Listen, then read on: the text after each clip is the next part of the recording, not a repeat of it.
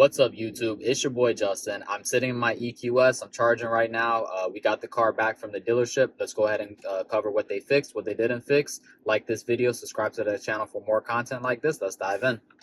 All right, so we did get the handle and the trunk replaced. I replaced it myself. The dealership quoted $350 to replace this. This part was 75 bucks, this actual thing right here.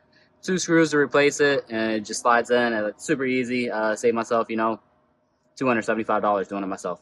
We're at the GM charging station. This is my first time using one of these. This one actually works pretty well. I wasn't able to get the credit card processor working. My auto charge didn't work. I had to disable that to get charging.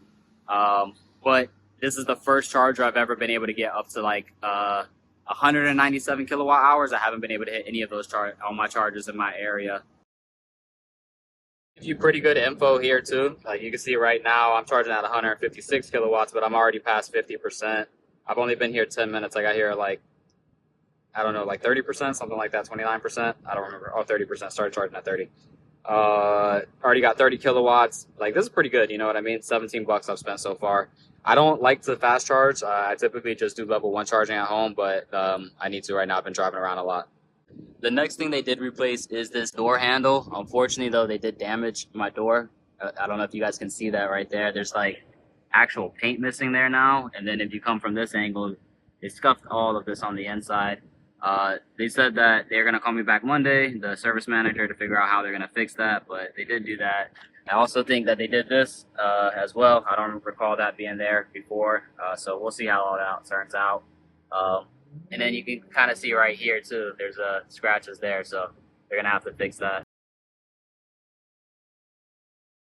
The thing they really didn't replace either was the wood. They didn't really do anything with that. They pretty much said it's real wood, and because it's real wood, it's going to make some noise. I did find a product that I tried and it started helping it. It's this stuff, Feed and Wax. So I just like lubed up all the wood when it was dark outside and left it on the wood for about an hour, 2 hours, something like that, and time it exactly.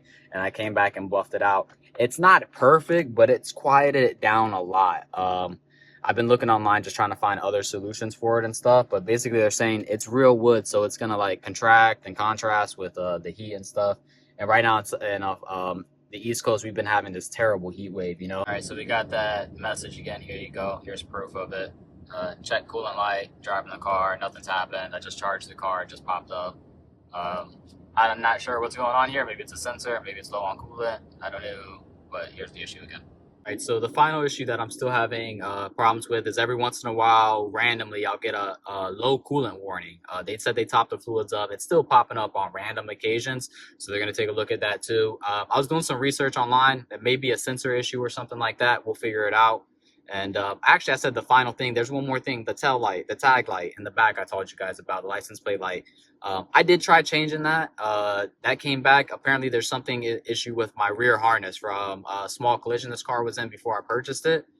So I'll have to check that out. The dealership wanted $1,300 to investigate. We're not doing that. I'm going to pass on that. I tried changing the light bulb first. That was $25. That did not work. Maybe I need to reset the computer. Maybe it's a bad fuse or something. Maybe I can jump power from the other side of the harness and just move it over to that side. I'm going to look at it and see what's going on, and I'll get back to you on that. So yeah, the car's going back to Mercedes soon. I'm not sure what the outcome is going to be, but I will let you know. And just to say too, with everything that I've had issues with the car and stuff like this, I still absolutely love this car. It is a phenomenal car. It's one of the best cars I've ever owned. It drives so smooth. It's quick. It's so luxurious. The sound system is good. All right, YouTube, so I think I fixed the coolant issue. I took it for a test drive. I'm not getting it, but it was an intermittent issue, so I'm gonna have to drive it for a couple of days to really see.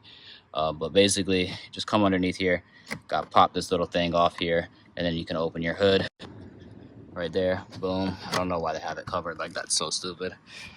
All right, come over here. No hood struts or nothing like that, so you got to get a broomstick. You know, your Mercedes, you got to get a broomstick to service it.